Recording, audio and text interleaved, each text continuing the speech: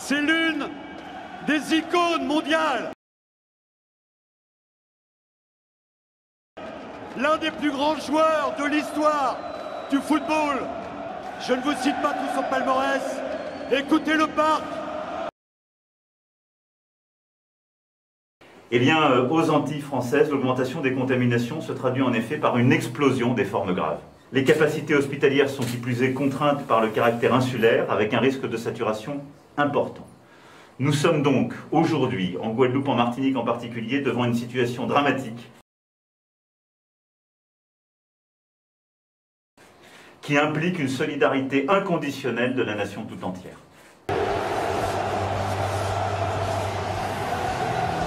Les hôpitaux sont déjà saturés. En Guadeloupe, la situation, c'est, les autorités sanitaires et préfectorales ont décrété que la situation est grave, mais nous, ce n'est pas notre lecture. Ce qui nous a conduit à reprendre des évacuations sanitaires. Les 3 personnes qui, soi-disant, auraient été envoyées en France en urgence, ce que je ne comprenais pas d'ailleurs, eh bien, ce sont 3 touristes qui ont fait valoir leur droit à rapatriement par rapport à leur carte bleue. Il y a un avion spécial qui vient chercher eux.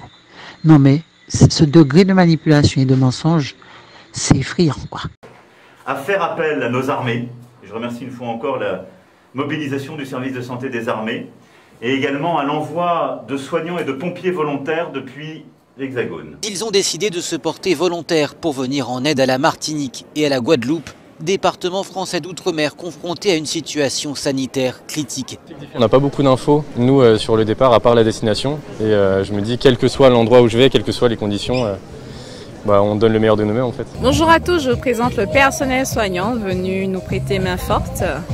Donc ils sont tranquillement sur la plage, ils sont arrivés depuis hier. Donc je rappelle qu'ils sont venus par rapport au Covid, à la crise sanitaire. Puis voilà, ils se dorent la pilule sur la plage. Mais bon, pas étonnant.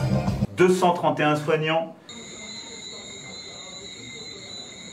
et 70 pompiers sont partis mardi après-midi vers nos Antilles pour augmenter nos capacités. Sapeurs-pompiers ont été utilisés dans une propagande pro-vaccinale pour dire aux gens, pour faire peur aux gens, parce que nous-mêmes nous payons, pour faire peur aux gens, pour dire aux gens que les pompiers sont débordés. Et comme les pompiers sont débordés, donc il y a une situation de chaos en Martinique. Et on veut faire quoi à la population martiniquaise?